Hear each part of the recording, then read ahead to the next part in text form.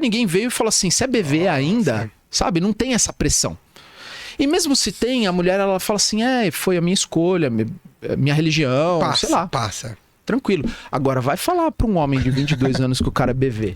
O cara vira piada em todo o círculo de homem que ele passa. Ô, Vitão, mas assim, você falou que esses nice guys é os caras que comentam esse tipo de coisa no seu Instagram lá. Agora a gente, voltando pra essa parada do cara bonzinho, trazendo agora essa... que eu prometi até pra galera, eu falei, mano, vocês vão entender aprofundadamente o porquê que um cara ele se torna esse cara bonzinho e como que ele consegue deixar de ser, caso ele queira se tornar um cara respeitado, um cara que vai virar essa chave, né? E eu sei que isso a gente tem um passo a passo pra explicar, a gente vai passar por vários assuntos, mas assim, da onde que começa isso? Pra gente... Eu era esse cara pra caramba. Eu acho que eu ainda tenho traços e tô tentando me limpar disso. Se não for nessa live, porra, eu não sei quando vai ser. Vai ser. Eu quero sair daqui socando o Pedrão. Dá um estrangulamento. Você já entrou no jiu-jitsu? Dá não, mano. Então, mano, você vai sair daqui... Juro, né? Amanhã eu quero você entrando em contato com uma academia de jiu-jitsu e falando assim, eu quero me inscrever, como que faz? Fudeu. Tem que entrar, velho. O compromisso que eu faço com os outros, fudeu. E homem tem que honrar com a palavra. Você sabe disso. Ainda bem que eu não falei nada. O cara já... Tá afinando. Mas então, não, tá bom, você tá vendo como que eu comecei a live. Vamos ver como eu vou terminar essa live. Sim, vamos isso aí. Vamos aos poucos. Já plantei a semente já. Vamos começar lá. Então assim, ó, cara. O que acontece? A gente, historicamente falando, a gente passou por um período da história onde o homem ele foi formatado para agradar mulheres desde a infância, tá? Então, com a facilitação do divórcio, a maior parte dos homens cresceram com mães divorciadas. Ou também pais ausentes, ou pais agressivos, pais violentos. Isso faz com que aquele homem... aquele menino que está sendo forjado, ele não tem admiração pelo pai. Ou porque sofreu um abandono, ou porque existiu um divórcio, ou porque aquele homem ele era agressivo e ele tem uma referência masculina negativa. Com isso, ele começa a querer agradar a mãe e eventualmente até proteger a mãe do pai. Nossa. Tá? Ou suprir um papel paterno de um pai ausente. Faz sentido. Nessa hora, cara, ele começa a querer agradar a mãe dele. E aí, ele vai pro colégio. Aí você tem pré, que hoje é primeiro ano, segundo ano, terceiro ano, quarto ano. Você lembra da sua época de primeiro ano, segundo ano? Fala o nome de um professor. Homem. Eita porra. Não lembro dessa época. Não tem, velho. Eu achei que eu lembrava. É só professora. Então, não tem, não. O menino, ele aprende a agradar as mulheres. Ele agrada a professora, ele agrada a mãe. Se a mãe é controladora, se a mãe é superprotetora, ela não vai deixar ele se arriscar. Não vai deixar ele andar de skate. Não vai deixar ele andar de, sei lá, patinete, jogar futebol, fazer esporte, entrar numa arte marcial. E aí esse homem, ele começa a ser criado como uma menina. Entende? A criação primária masculina, hoje em dia, o homem, ele é criado como uma menina.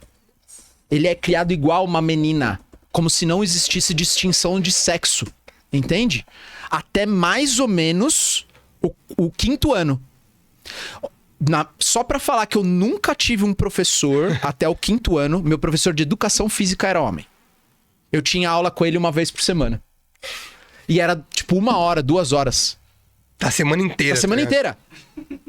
Entendeu? Meu pai trabalhava fora. Minha mãe trabalhava meio período. Quando eu não tava na escola, eu ficava com a minha avó.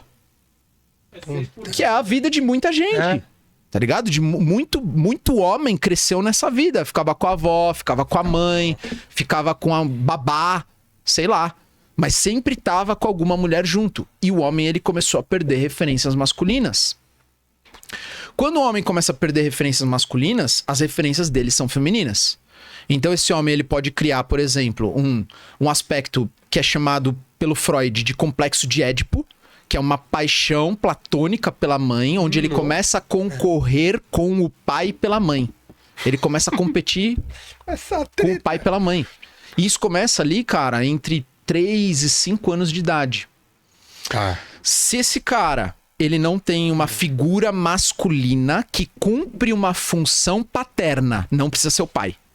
Pode ser um avô, pode ser um tio, pode ser um professor de arte marcial que cumpre uma função paterna de estimular ele à competição, de ele admirar. Ele perde essa referência e ele vai ficar querendo agradar sempre a mãe. E aí você tem alguns processos psíquicos que podem acontecer. Esse cara pode crescer e ele ser, por exemplo, o famoso Dom Juan. O que é o Dom Juan? É o cara que quer pegar um monte de mulher. Por quê? Porque psiquicamente ele tá querendo conquistar a mãe dele. É tipo assim... O cara pega várias mulheres pra conquistar a mãe na cabeça dele. Conquistar a mãe. É conquistar a admiração da mãe. Ele não quer pegar a mãe dele de fato, entendeu? Senão a galera vai falar assim, como assim? O cara quer pegar a mãe. Não é isso. Não é um incesto. Não é isso. Entendi. É tipo, entendeu? Meu filho é tipo assim, esse homem, ele tá querendo conquistar a admiração da mãe, falando assim, tá vendo, mãe? Eu sou melhor que meu pai. Olha quantas mulheres me querem. Entendeu? E ele começa a competir com o pai no número. Já que o pai tá casado e ele tem na cabeça dele, tá? A posse da mãe dele. Ele vai querer começar a conquistar e possuir várias mulheres pra mostrar pra mãe dele que ele é melhor do que o pai. E a mãe dele vai começar a admirar. Não admirar que ele tá pegando várias mulheres.